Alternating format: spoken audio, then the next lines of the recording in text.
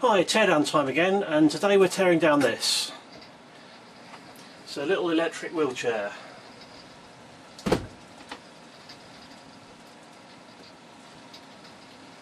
This is a Pride Go Chair model. It's a very compact little unit, designed to be very manoeuvrable indoors. You've just got a basic chair on the top, then the base with the motor and batteries on it. It's all in a nice sort of enclosed compact unit, so it looks sort of quite neat, quite streamlined. And on the side you've got the controls. You've got an on-off beeper, and this is a speed control. This controls the maximum speed, and there's this joystick control which it's got quite a nice feel to it. It's also very quiet and the motors are very quiet and very smooth. One slight criticism I've got is that it's got an acceleration, so if you just start it, it will sort of gradually accelerate. But you've also got proportional control on the joystick, so what can happen is, yeah, I'm sure it probably doesn't take too long to get used to it, but you sort of start moving it and you think, oh, it's not moving very quickly, but that's because it's still doing its acceleration, so you push the stick further and you end up going faster than you intended to. But so I'm sure if you're a regular user of these you get used to that fairly quickly. But the acceleration and control ability is very impressive. I've never used one of these things before, but in a sort of very confined space, you know, it will turn pretty much within its own footprint, so you can get around corners quite easily with a little bit of practice. So the overall motor control, they seem to have done a very good job of that. Now, the first surprise when I started looking at this was this.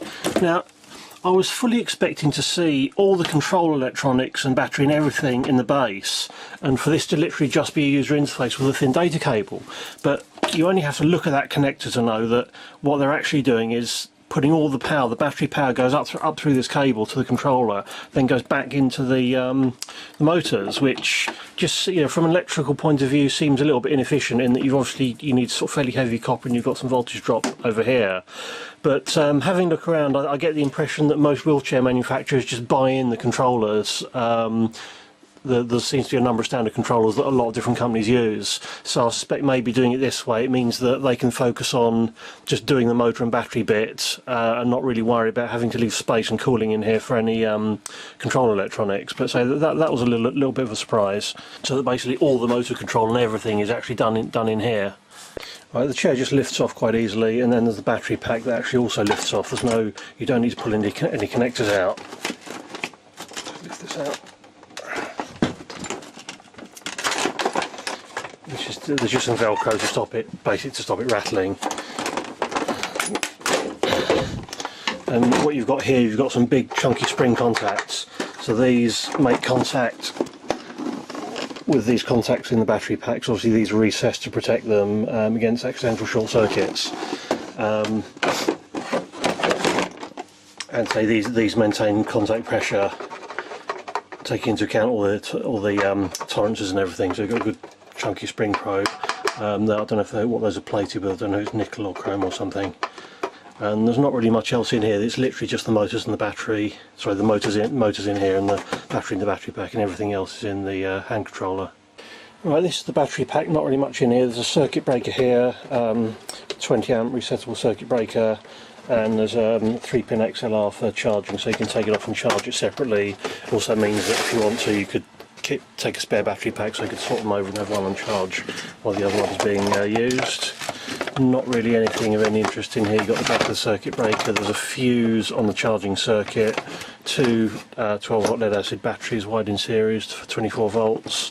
There's actually a separate charge contact. There's the two main power contacts here, and there's a separate one which connects to the charge circuit. So there's a separate charging terminal, and not really much else. Lots of warning about acid and explosions and all the usual sorts of stuff. This is the charger. It's a fairly standard sort of 24 volt lead acid charger, sort of switch mode power supply thing. So there's 24 volts, 2 amps, all pretty bog standard. Look inside, it looks sort of reasonable quality. It's got this sort of shield on there fairly decent quality PCB, although one thing I did notice, the electrolytics, the tops of these electrolytics look like they're starting to bulge a little bit, so I'll think I'll replace those before actually using this thing. This thing's about 3 years old or so, and it may be this was just left plugged in, so these would have got quite hot, so these look like they're on their way out. There's quite a noticeable bulge on the top of those. Right, this is the controller unit. Just unscrewed it, and it seems very nicely, very solidly made. This whole bottom is feels like an aluminium casting. That's probably for heat sinking. There's another XLR charge socket here, which is obviously a nice convenient position under the armrest. And so I think these are mostly made by one company, not the wheelchair manufacturer. And it says PG Drives Technology, and look at that, made in England. The actual chair itself is made in China. It's interesting they're actually still making the control electronics in the UK. I don't know whether maybe they've got either got some super good patents that prevent anyone else doing really good wheelchair controllers, or it's just that's how it's always been done, or high quality. The keypad, this is like a single rubber membrane keypad, so it's reasonably waterproof. There's no sort of gaps here. This is all just a single piece of neoprene or rubber or something similar. Very, very nice, solid feeling piece of kit. Right, this is what's inside the controller. The top lid is a moulded plastic piece, which has got obviously the holes for the buttons. You've got the rubber buttons poking through from the rubber membrane above. Some sort of translucent sections for the LEDs, and there's this joystick module here that just plugs in to the main board. And here's the main PCB. The big fat cable with all the power and everything comes in here. We've got, I'm guessing red and black are probably the battery supply. It says BAT plus down there. 2 connections for each motor, and there's one more connection here. This is going to be for the brakes. When you stop it, there's actually 2 braking systems. One is that it shorts the motors out to provide sort of motor braking. They actually call it regenerative braking. I'm not sure that's strictly true, and I'm not sure that it actually charges the batteries, but there's also a brake so that when things are at rest, and I'm guessing that's what this thinner wire here will be for, as the brake. These gold bits here, these are the pads, membrane, the pads for the keys, a couple of LED drivers, all the LEDs around the top there, microcontroller in the middle, ceramic resonator, power supply. That's probably a buck regulator for the logic supply and LEDs, a few other bits and pieces. I'll look at these in detail in a minute. I'm guessing these may be Mosfet drivers, because you can see there's footprints here, for example TR12. These I'm guessing are the probably Mosfets that drive the motor. There's a few unpopulated ones here. I'm guessing this can maybe be populated for different versions, and there's other chairs, maybe other models that have got things like rotating chairs or other actuators and motors on them. Looks like it's mostly conformal coated. You can just see there's a slight sort of, you can just about see the texture of that, some conformal coating, but oddly enough the conformal coating doesn't actually, I think what they've done to avoid getting conformal coating on these keypads, it looks like there's the conformal coating stops there, so it's probably been masked. Okay, it's nice it's conformal coated, but if you're not conformal coating the whole PCB, it sort of slightly seems to defeat the object. But I mean, the case itself looks quite nice. So there's a fairly chunky top moulding.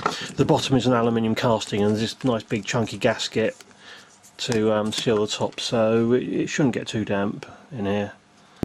Right, here's the underside of the PCB. Not a great deal to see here. That's the sounder that makes the key beeps and also the horn beep, and that actually couples down to a little hole in the bottom moulding. This is the moulding that holds the charge connector, so that just points the sound forward and keeps it nice, and it's very hard for any moisture to get in there because it's all facing downwards. There's a relay here. My guess is that could be to isolate the charge connection. I haven't tried it, but I would imagine that when you put it on charge it probably shuts it off, so you can't drive it off with the charger still connected. Down here we've got the control Mosfets. I'm guessing these will just be an H-bridge, one for each motor, and there's this clamping ring here that clamps them down onto these insulating thermal pads down there. Some capacitors, some polyfuses, 6 amp polyfuses, There's an edge connector on the front. I don't know, that may be for some alternate options, different controllers, maybe some sort of connector that plugs on the front, I don't know. This controller is probably comes in all sorts of different versions for different products. One little detail, this clamping bracket actually clamps the body of the transistor. It doesn't make contact with the tab, so the bracket itself is insulated from the transistor. Obviously these are the insulating pads here, so to insulate this is the inside of the joystick. It looks like this is a magnetic device. There's some Hall effect sensors. Looks like there's probably 2 for each axis on here, and the joystick's just going to be a magnet, so this is a nice contactless system. Yeah, it doesn't wear out, nice and robust, so it should be nice and reliable. Just take a quick look at the motor drive waveforms. These are the waveforms on either side of one of the motors. Going to reverse, you can see as the power increases, the pulse width increases. This is going at about 18 kHz. The other direction, it holds one side and pulse widths, modulates the other, so it's backwards and forwards. So I'm driving one side at a time. Interesting, this relay on the board seems to be clicking out at about the same time as the brakes. I wonder if that's actually a safety interlock, in that when the brakes are on, the relay actually disconnects the motors, so that any software, if the software goes nuts, it just shuts the motors off rather than just going berserk, which could be a little bit unfortunate. Another interesting thing, if we look at the waveforms on the 2 motors, it seems that they actually offset the drive for each motor, so that instead of them both being on at the same time, they're on alternately, and that's probably just going to be to smooth out the power draw. So instead of it's drawing the same current for twice the time rather than double the current, so it just limits the overall current. I can't easily hook this up and run it at full speed to see if they ever go to 100% without crashing into something. So maybe it only ever drives it at 50% just to smooth out the overall peak current draw.